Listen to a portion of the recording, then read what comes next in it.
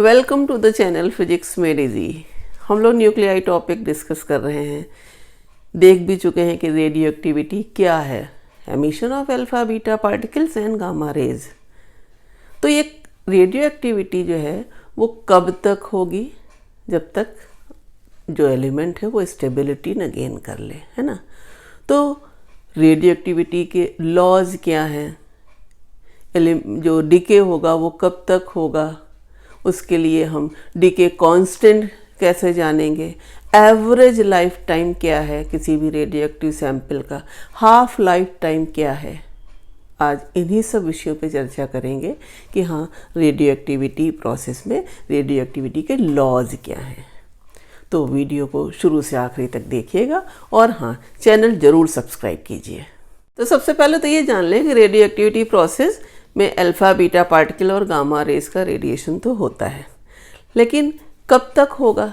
जैसे यूरेनियम है, यूरेनियम से अल्फ़ा पार्टिकल निकलेगा, तो अगर कोई भी जो सब्सटेंस बना, जैसे थोरियम बनता है, तो अब क्या होगा? उससे भी एमिशन हो सकता है। क्यों होगा? क्योंकि थोरियम भी अनस्टेबल है।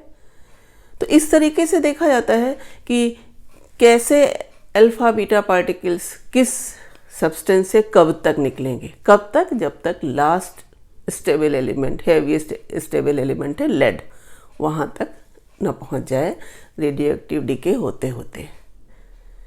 तो जो अल्फ़ा पार्टिकल है एमिशन, उसमें क्या होता है? मास नंबर 4 से घट जाता है और एटॉमिक नंबर 2 से लेस हो जाता है। बीटा डीके ये सब हम लोग पिछले वीडियो में देख चुके हैं। हाँ, रेडियो एक्टिविटी जो है उसमें हम ये कह सकते हैं कि वो एक स्टैटिस्टिकल प्रोसेस है। हम ये कहीं नहीं बता सकते कि एक रेडियो एक्टिव सैंपल है, उसका ये वाला एटम कब डिके होगा, ये वाला एटम कब डिके होगा, कुछ नहीं कह सकते। इसलिए इसको कहते हैं कि ये स्पॉन्टेनियस न्यूक्लियर प्रोसेस है। इसमें जो न्यूक्लियर जो डिके होते हैं उसमें आप कभी भी प्रेडिक्ट नहीं कर सकते।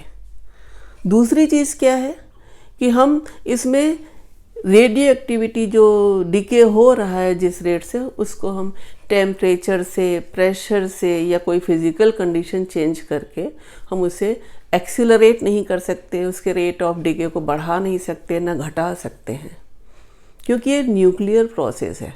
और जो न्यूक्लियस के लेवल्स आपने देखे थे, वो एनर्जी लेवल्स, उनके बीच में एनर्जी डिफरेंस न्यूक्लियर प्रोसेस में कितना होता है? MEV के, मेगा इलेक्ट्रॉन वोल्ट का।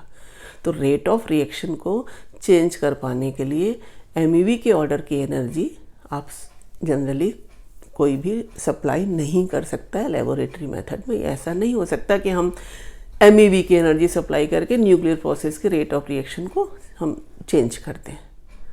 तो radio activity spontaneous nuclear process है और इसके रेट ऑफ डिके को हम न एक्सेलरेट कर सकते हैं, न स्लो कर सकते हैं। क्यों? क्योंकि इसके करने के लिए MEV के ऑर्डर की एनर्जी चाहिए, जो कि नॉर्मली रूम टेम्परेचर पे या लैब में देना मुश्किल होता है, नहीं दे सकता कोई। अब क्या है इसके लॉज? तो रदरफोर्ड-सॉडी लॉ के नाम से जो रेडियो एक्टिविटी का जो लॉ बना है, उसमें ये माना गया कि अगर किसी इंस्टेंट t पर n न्यूक्लियाई जो है वो मान लेते हैं ये है, ठीक है, एट एनी इंस्टेंट t, ठीक है। तो अब आप देखते हो कि एट एनी इंस्टेंट t अगर n न्यूक्लियाई है रेडियो एक्टिव सैंपल के, तो rate of decay is directly proportional to these nuclei. और रेट ऑफ डिके, डिके माने क्या हो रहा? कम हो रहा। तो रेट ऑफ डिके को लिखा कैसे जाएगा? आप जो लॉ लिखते हैं रदरफोर्ड-सॉडी लॉ, वो आप लिखते हैं at any instant the rate of decay of radio active nuclei is directly proportional to the nuclei present at an instant t। तो अब आप यहाँ पर रेट ऑफ डीके को जानते कैसे लिखेंगे? -dn/dt। माइनस क्यों लगाया? क्योंकि कम होते जा रहे हैं। तो क्या लिखेंगे इसको? Directly proportional to n। अब एक कांस्टेंट लगा दिया जाता है, तो इसके बाद आप क्या लिख सकते हो, minus d n by d t equal to proportionality constant लगाया गया, उसी को कहते हैं लैम्डा डीके कांस्टेंट। इसका नाम क्या है, प्रोपोर्शनलिटी कांस्टेंट का डीके कांस्टेंट। ठीक, अब आप देखो कि ये जो डीके कांस्टेंट है, हम इससे कैसे इसको लिखने का तरीका है, हम क्या कर सकते हैं, हम इस इक्वेशन से कैसे लिख सकते हैं कि जो ये minus d n by n है, यहाँ पर हम लिख दें लैम्डा डी टी। ठीक है, और अगर हम ये माइनस हटा के यहाँ लगा दें तो ये माइनस लैम्डा डी टी हो जाएगा। इधर से दोनों तरफ अगर हम इंटीग्रेट करें और ये देखें कि जब t इक्वल टू 0 है, यहाँ पे देखिए लिमिट t की लगेगी और यहाँ पर लिमिट लगेगी n की, यहाँ dn है, यहाँ dt है। तो जब इनिशियल बिगनिंग है, जब तो बिगनिंग में जो न्यूक्लियाई का नंबर है वो n नॉट है, और आफ्टर टाइम t, तो यहाँ लिख देंगे लिमिट t, तो कितने बचते हैं, वो अनडिकेड n। ठीक, ये लिमिट लगाने का तरीका है कि एट t इक्वल टू 0 जो n है वो किसके बराबर है, नंबर ऑफ न्यूक्लियाई जो है उसको वर्ड्स में आप लिखेंगे तो नंबर ऑफ न्यूक्लियाई वो किसके बराबर है, वो है n नॉट। ठीक, और at t equal to at time t वो कितने हैं, n। अब आप देखो इसको इंटीग्रेट करोगे तो ये किसके बराबर होता है, log बेस e n, है ना, और लिमिट क्या हो जाएगी, वही n नॉट टू n, और यहाँ पर कितना हो जाएगा, माइनस लैम्डा t, और लिमिट t माइनस 0, तो t ही रहेगा। वही इसकी भी लिमिट लगाई जाएगी, जैसे dt का इंटीग्रेशन t होगा तो 0 टू t। ठीक, बहुत लगता है कि ये मैथ्स का इंटीग्रेशन है, कुछ नहीं है। 1/n का आपने देखा इंटीग्रेशन, तो ln log n ये, और ये dt का t हो गया, लैम्डा बाहर आ गया। अब आप इससे जो लिमिट्स लगा के आप लिखते हो, तो अब आप देखोगे ये क्या लिखेंगे आप, log n upon n not. ये देखिए log n minus log n not होगा, तो थोड़ी सी मैथ्स आपको पता है, log x minus log y, तो क्या लिखते हैं, log x अपॉन y। तो यहाँ पर क्या होगा, ये log n minus log n not, तो उसे हम क्या लिख सकते हैं, log n by n not. या पहले मैं लिख दूँ ऐसे आपको, अगर ऐसे है बेस e रहेगा सब जगह, तो log n minus log n nought equal to कितना हो जाएगा, माइनस लैम्डा टी। इसी को हम लॉगरिथम का रूल लगा के क्या लिख सकते हैं, log base e n upon n nought equal to minus lambda t. अब ये तो एक रिलेशन हो गया जिसमें हमने देखा कि डीके कांस्टेंट और number of nuclei and time, इसका लॉगरिथम रिलेशन।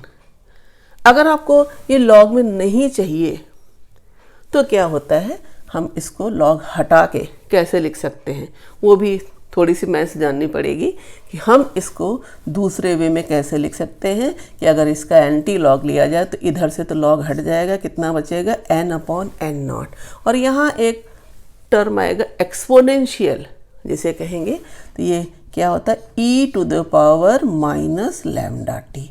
ये एक और रिलेशन हो गया, और ये रिलेशन ये शो करता है e to the power minus lambda t है, यानी कि जो डिके होता है रेडियो एक्टिविटी सब्सटेंस का, उसमें क्या देखते हैं कि जो रेट ऑफ डिके है वो एक्सपोनेंशियल है।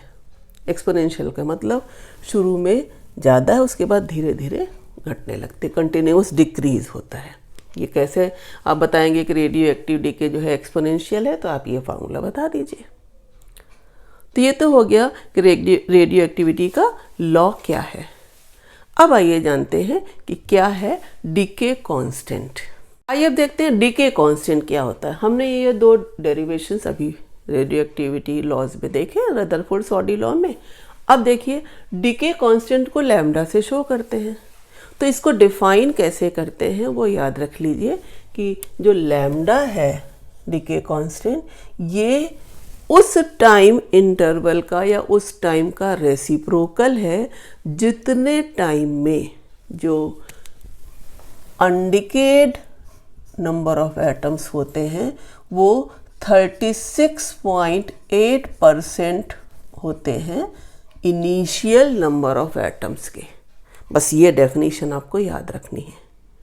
मतलब फिर से देखिए, decay constant is reciprocal of that time. देखिए रेसिप्रोकल मतलब 1/t लिखा, in which the number of undecayed atoms और number of atoms left are 36.8% of initial number of atoms. बस इस चीज़ को अगर आपने डेफिनेशन को याद रख लिया तो अब क्या होगा, ये लैम्डा इक्वल टू 1/t अगर हम यहाँ पर रखें इस रिलेशन में तो हमारे पास क्या आ जाएगा, n/n0 की value e to the power minus lambda है, लैम्डा की जगह अगर हम -1/t इंटू टी करेंगे तो कितना आ जाएगा, e to the power minus यहाँ पर 1। अब आप देख रहे हैं कि यहाँ पर जो हमारे पास n इक्वल टू कितना हो जाएगा, n0/e। और याद रखिए 1/e की वैल्यू होती है 0.368। तो बस कितना हो गया आपके पास, n इक्वल टू 0.368 n0। इसी को तो हम ये लिख सकते हैं भाई, 36.8% का मतलब क्या हो गया, 36.8/100 तो कितना हो जाएगा 0.368। तो ये डेफिनेशन आपको याद रखनी है डीके कांस्टेंट की। डीके कांस्टेंट किसे कहते हैं, जो मैंने आपको बताया एक बार फिर सुन लीजिए। Decay constant is the reciprocal of that time interval in which the number of undecayed atoms left are 36.8% of the original number of atoms. अब क्या होगी डीके कांस्टेंट की यूनिट, तो देखिए फॉर्मूले से यूनिट निकालते हैं। डीके कांस्टेंट का फॉर्मूला क्या है, 1/t। तो यूनिट ऑफ डीके कांस्टेंट क्या होगी, अब टाइम जिसमें लिया गया हो, अगर सेकंड में लिया गया है तो पर सेकंड, मिनट में लिया गया है तो पर मिनट, आवर्स में लिया गया है, जिसमें भी लिया गया हो तो वो हो जाएगी तो यूनिट। और हाँ, इसका अगर ग्राफिकल रिप्रेजेंटेशन दिखाया जाए तो अब आप ये देखो कि ये होता है इस तरीके से, इसका ग्राफ आता है, यहाँ पर है n0, यहाँ पर है t। अब आप देखेंगे कि जो वो टाइम इंटरवल जिसमें 0.368 ऑफ n0 हो जाए, तो अगर हम मान लें ये है टाइम इधर, तो ये है लैम्डा, t इक्वल टू 1/λ, और यहाँ पर कितना हो जाएगा 0.368 n0। तो ऐसे आपको ये ग्राफ से पता लगाना होता है कि मान लीजिए अगर कोई ये वैल्यू दी हुई है तो कितने एटम्स जो हैं या डीके कांस्टेंट क्या है, तो आप इस ग्राफ से ऐसे पता लगाते हैं। तो ये हो गया डीके कांस्टेंट की यूनिट और ग्राफिकल एक्सप्लेनेशन। अब जानते हैं कि हाफ लाइफ क्या होती है। हाफ लाइफ टाइम, जैसे इसका नाम है कि वो टाइम जिसमें जो सैंपल है उसमें आधा सैंपल बचे, आधा डिके हो जाए, यानी half of the sample is decade in that time interval which is called half life time. तो अब इसको कैसे डिफाइन करेंगे, इसका क्या एक्सप्रेशन होगा, what is the relation of half life time with decay constant, ये सारे क्वेश्चंस पूछे जाते हैं। बस आपको अगर ये बेसिक दोनों फॉर्मूले याद हैं, अब आप इससे देखिए हाफ लाइफ टाइम कैसे डिफाइन करते हैं। हाफ लाइफ टाइम को शो करते हैं इससे, इसका नाम लिख दूं मैं, हाफ लाइफ। अब आप देखिए, जैसा कि इसका नाम है कि अगर at t equal to 0 initial number of atoms n0 हमने लिए हैं, तो t हाफ के मतलब क्या बचेंगे, कितने नंबर ऑफ एटम्स बचेंगे अब, n0/2। ये अनडिकेड एटम्स है ना। हाफ लाइफ यानी t equal to t/2 time के बाद, एक हाफ लाइफ टाइम के बाद कितने हो जाएंगे, वो आधे। बस इस एक्सप्रेशन को अगर आपने डिफाइन नाम से उसको ये चीज़ लिखना आ गया, अब आप इसमें रख दो। अब देखिए यहाँ पर हाफ लाइफ टाइम रखना है तो t की जगह हम t हाफ रखेंगे, तो कैसे लिखेंगे हम, n कितना हो गया n0/2, हम इसी रिलेशन में रखेंगे तो n0/2 और अपॉन n0 है तो n0 रख दिया। ये इक्वल टू कितना हो जाएगा e to the power minus lambda और ये टी हाफ मतलब हाफ लाइफ टाइम। अब आप देखिए इससे कितना बचा, ये 1/2 equal to e to the power minus lambda t half life. ठीक, वही है। अब आपको क्या करना है कि एक्सपोनेंशियल हटाना है। एक्सपोनेंशियल हटाने का मतलब क्या हो गया कि हम यहाँ पर फिर से क्या ले सकते हैं, लॉगरिथम से। तो क्या लिखें हम यहाँ पर, अगर हम इसको माइनस से यहाँ पर हटाना है हमें, तो हम क्या लिख सकते हैं इधर, यहाँ पर लॉगरिथम 1 माइनस लॉगरिथम 2, है ना, लॉग लेंगे अगर, और यहाँ पर कितना हो जाएगा ई टू द, यहाँ पर कितना हो जाएगा, लॉग लिया है तो एक्सपोनेंशियल हट जाएगा, तो कितना हो जाएगा माइनस लैम्डा टी हाफ। अब हम इसको अगर रिवर्स कर दें तो माइनस हट जाएगा ना, तो क्या लिखेंगे हम लोग, log base E2 minus log base E1 equal to lambda t half. आपको पता है ये क्या होता है, दिस इज 0। वही है, थोड़ा बेसिक मैथमेटिक्स आनी चाहिए कि लॉगरिथम की वैल्यू, एक्सपोनेंशियल या कैसे इंटीग्रेशन के फॉर्मूले।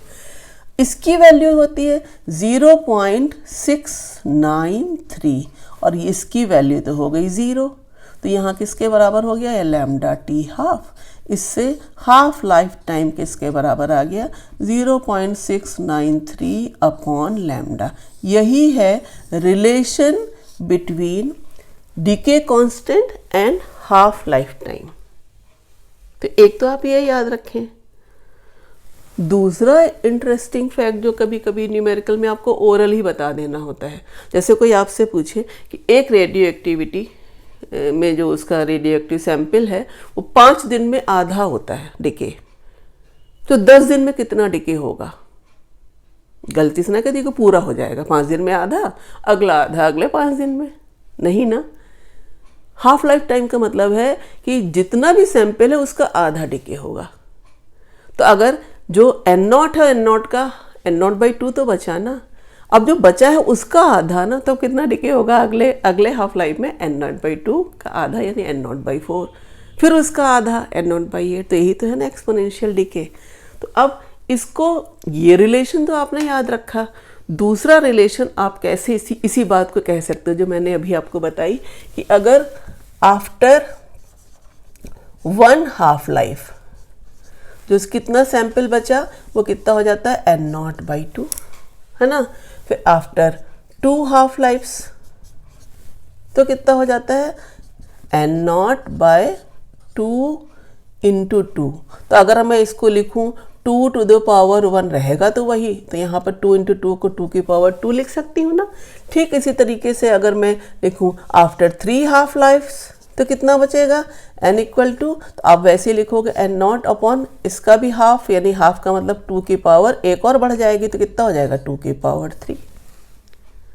तो अगर किसी रेडियो एक्टिव सैंपल की जो हम रिलेशन ये निकालें कि आफ्टर n हाफ लाइफ्स क्या होगा, आफ्टर n हाफ लाइफ्स, तो हम क्या लिख सकते हैं n equal to n0 upon 2 to the power n। और यही रिलेशन आपको बहुत सारे न्यूमेरिकल्स में ओरल सॉल्व करने में हेल्प करता है कि अगर हाफ लाइफ टाइम इतनी है तो उसमें बस 2 की पावर में अगर वो टाइम दिया रहे, जैसा भी आपको मैं न्यूमेरिकल में बताऊंगी, तब आपको लगेगा कि हाँ ये रिलेशन कैसे यूज़ किया जाता है और कैसे हम डीके कांस्टेंट फाइंड करते हैं, कैसे हाफ लाइफ टाइम फाइंड करते हैं। देखिए, आइए देखते हैं डीके कांस्टेंट और जो हाफ लाइफ टाइम होता है उसका एक बेसिक डिफरेंस भी समझ लें कि हाफ लाइफ टाइम में इनिशियल नंबर ऑफ एटम्स का कोई भी टर्म नहीं है। Half life time initial number of atoms से डिपेंड नहीं करता है। इनिशियल नंबर ऑफ एटम्स ज़्यादा हो तब भी उनका आधा बचेगा आफ्टर 1 हाफ लाइफ टाइम, और अगर कम है तब भी उनका आधा ही बचेगा। हाँ, डीके कांस्टेंट में हम देखते हैं कि it is the reciprocal of that time in which number of atoms left are 36.8% of initial number of atoms. तो ये है, इसमें डिपेंड करेगा जितने भी इनिशियल नंबर ऑफ एटम्स हो उनका इतना % बचे। दूसरी चीज़, अब न्यूमेरिकल पे आते हैं कि पहला numerical, in a radio active sample initial number of atoms are 100, after 1 second it is found 80। Find number of atoms at t equal to 2 second. अब इसमें दिया है कि जो t इक्वल टू 1 सेकेंड पर कितने जो बचे हुए हैं वो 80, और इनिशियली कितने थे, इनिशियली थे 100। तो ऐसे नोट कर लिया n नॉट 100। ये रिलेशन लगाया log n upon n nought e to the power log n upon n nought equal to minus lambda t. इसमें सारी वैल्यूज अगर आपने रख दी तो n है 80 और n नॉट है 100 और t है 1, तो ये इक्वेशन बनेगी एक्सप्रेशन नंबर 1। t को 1 रख दिया, खाली लैम्डा। और अगर at t equal to 2 second की बात कर रहे हैं तो मान लेते हैं कि x एटम्स बचे, तो हम इसी एक्सप्रेशन में रखेंगे तो x अपॉन 100 लग देंगे। तो log base e x upon 100 equal to minus lambda t2 है, तो ये लिख दिया। एक्सप्रेशन डिराइव कैसे, सॉल्व कैसे करेंगे, ये तो हो गया डेरिवेशन। सॉल्व करने के लिए क्या किया कि अगर आप इधर RHS देखो तो यहाँ पर ये लैम्डा है, यहाँ पर 2 लैम्डा है, डिवाइड करेंगे, माइनस माइनस साइन कैंसिल होगा तो हाफ बचेगा। और LHS में ये है log 80 अपॉन 100, ये लिखा, और ये अपॉन में है तो इनटू हो जाएगा तो 100 अपॉन x हो जाएगा, यहाँ पे 100 अपॉन x लिख दिया।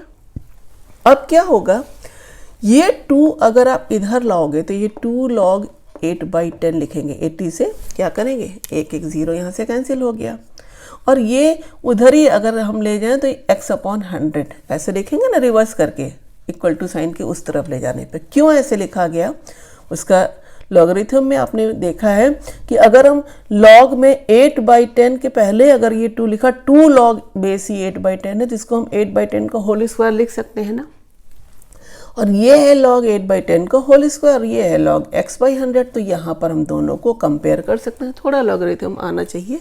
इससे हमारे पास क्या आ गया, इधर तो x/100 है, इधर 64/100, तो कितना आ गया, इससे x की वैल्यू कितनी हो गई, 64। यानी after 2 second at t equal to 2 second कितने हो गए नंबर ऑफ एटम्स, 64। ये सेकेंड न्यूमेरिकल देखिए, इसमें ना sample number of nuclei left are 1000 after 16 days if initially their number was 16,000. Find half life time and decay constant. इसको कैसे लगाएंगे, तो हमारे पास ये गिवन है इसमें कि n nought equal to 16,000 and n is 1000 after 16 days if initially the number of was, यानी कि जो हमारे पास जो टाइम दिया है वो 16 डेज दिया है, जिसमें 16,000 से 1000 हो जा रहे हैं सारे नंबर ऑफ एटम्स डिके होके। क्या रिलेशन होता है, n upon n nought equal to 1/2 to the power n। यहाँ पर ये स्मॉल n क्या है, नंबर ऑफ हाफ लाइफ्स। अब आप देखिए ये जो स्मॉल n है नंबर ऑफ हाफ लाइफ्स, उसका यूज़ कैसे करते हैं न्यूमेरिकल में इन दोनों वैल्यूज़ को पता लगाने के लिए, हाफ लाइफ टाइम को और डिके कांस्टेंट को। देखिए इसमें आपने अगर ये वैल्यू पुट कर दी n और n नॉट की, तो हमारे पास कितना आ जाएगा, तो 1000 अपॉन 16,000 है ना, और ये इक्वल टू है 1/2 टू द पावर n। अब ये 1000 से 3 0 कट गए, 1/16 2 की पावर में। ये सवाल ऐसा है जिसमें जो ये वैल्यू है ये 2 की पावर में लिखी जा सके तभी आप सॉल्व कर पाते हैं। तो आप इसको आप इस फॉर्मूले से तभी सॉल्व कर पाएंगे, अदरवाइज आपको लॉग वाला लगाना होता है। तो अब आप देखो इसमें आपके पास क्या हो जाएगा, ये 1/2 की power 4 equal to 1/2 to the power n। तो n की वैल्यू कितनी आ गई, 4। अब इस n को वर्ड्स में क्या कहेंगे, 4 हाफ लाइफ्स। तो 4 हाफ लाइफ्स का मतलब क्या हो गया कि जो हमारे पास टाइम कितना गिवन है, 16 डेज। तो 16 days equal to 4 half lives.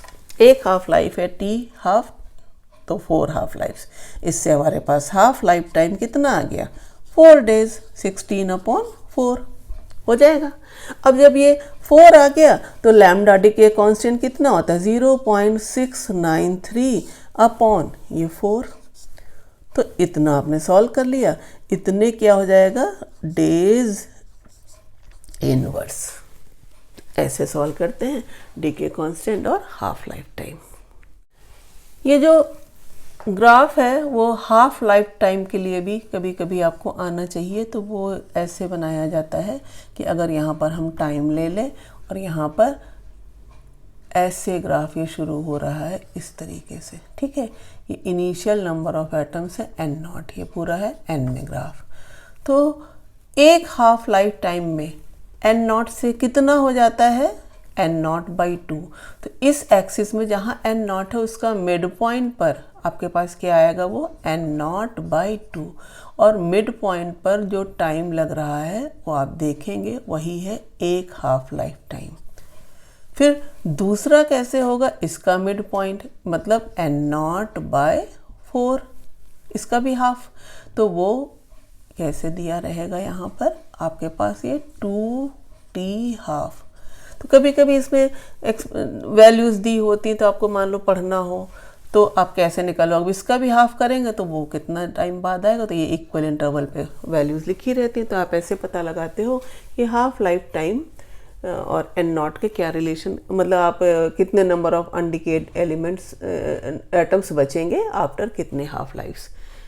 इसके बाद एक टर्म आता है mean life. Average life time या मीन लाइफ टाइम कहते किसे हैं, तो आप ये जान लो कि रेडियो एक्टिव सैंपल में कौन सा एटम कब डिके होगा अनप्रेडिक्टेबल है। ये एक स्टैटिस्टिकल प्रोसेस है, इसमें ये नहीं कह सकते कि कौन सा एटम कब डिके होगा, उसकी हाफ लाइफ टाइम चाहे जितनी हो। तो उसका जो एवरेज लाइफ टाइम होता है, मीन लाइफ टाइम, वो ये माना जाता है कि कब पूरा सैंपल डिके हो जाएगा। तो अगर हम उस चीज़ को ध्यान में रखें कि मीन लाइफ टाइम अगर पूछा जाए कि मीन लाइफ या एवरेज लाइफ टाइम कैसे डिफाइन करेंगे, तो उसको शो करते हैं टाउ से, और ये किसके बराबर होता है, 1/λ। 1/λ का मतलब क्या हो गया, 1/हाफ डिके कांस्टेंट। अब ये मीन लाइफ टाइम की डेफिनेशन ही है कि it is the inverse of this decay constant. और on an average, how will you define mean life time, on an average the radioactive sample completely decays.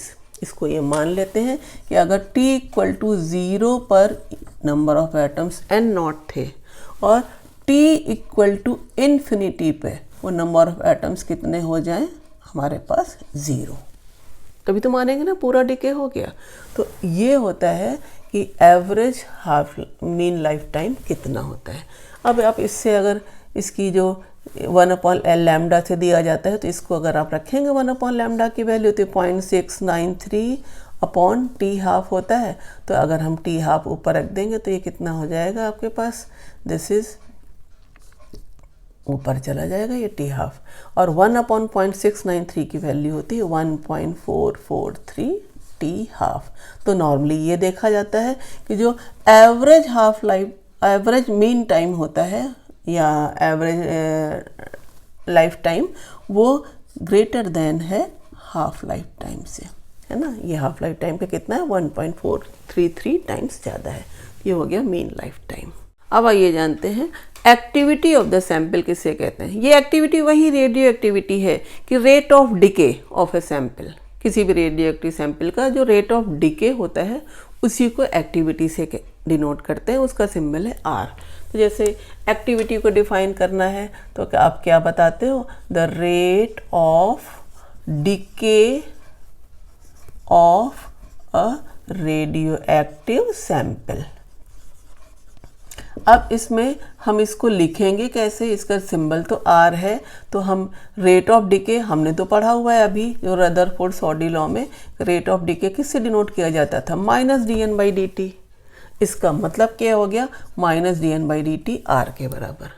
और रदरफोर्ड-सॉडी law में हमने क्या पढ़ा था कि -dN/dt जो है वो तो किसके बराबर था, आपने -λ, यहाँ पर आपने लिखा था जो ये डायरेक्टली प्रोपोर्शनल है n के, है ना, तो इक्वल टू लिखा था λn।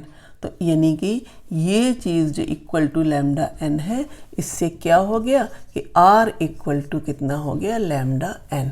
तो अब आप देख रहे हैं कि जो एक्टिविटी है वो कैसे डिपेंड करती है डिके कांस्टेंट पर और नंबर ऑफ अनडिकेड न्यूक्लियाई पर। तो ये फॉर्मूला हो गया एक्टिविटी का। और इसमें हम देख रहे हैं कि जो एक्टिविटी की अगर यूनिट कोई पूछे तो आप बताते हैं कि एक्टिविटी वही तो है, रेट ऑफ डिके। तो कितने डिसइंटीग्रेशंस पर सेकेंड हो रहे हैं रेडियो एक्टिव सैंपल से। और सबसे पहले डिसइंटीग्रेशंस या रेडियो एक्टिविटी रेज का, इनविजिबल रेज का निकलना बैकुरल ने देखा। तो बैकुरल रेज या बैकुरल भी एक नाम पड़ा रेडियो एक्टिविटी की यूनिट का। ऐसे ही रदरफोर्ड ने स्टडी की थी स्टैटिस्टिकल डाटा लेके। तो क्या हुआ कि रदरफोर्ड के नाम से पड़ा। क्यूरी, तो क्यूरी के नाम से पड़ा, मैडम क्यूरी। तो ये देखिए उनके यूनिट्स लिखी हुई हैं। बैकुरल क्या होता है? डिसइंटीग्रेशन पर सेकेंड। तो अगर 1 curie another unit of radioactivity तो किसके बराबर होता है? 3.7 इंटू 10⁻10 डिसइंटीग्रेशन पर सेकेंड। अब इसे मिली क्यूरी, माइक्रो क्यूरी आप इसे पावर चेंज करके बना सकते हैं। ऐसे ही 1 रदरफोर्ड तो कितना है? 10⁻6 डिसइंटीग्रेशन पर सेकेंड। तो ये हुआ कि जो रेडियो एक्टिविटी है उसमें हम ये पता लगा सकते हैं कि जो एक्टिविटी या रेडियो एक्टिविटी क्या है और उसको हम कैसे डिफाइन कर सकते हैं। तो के वीडियो में रेडियो एक्टिविटी के सैंपल में half life time, decay constant, activity क्या है, उसकी यूनिट क्या होती है, आज इन सारे इंटरेस्टिंग फैक्ट्स पर चर्चा की गई। उम्मीद करती हूँ वीडियो आपको ज़रूर पसंद आएगा। Thank you.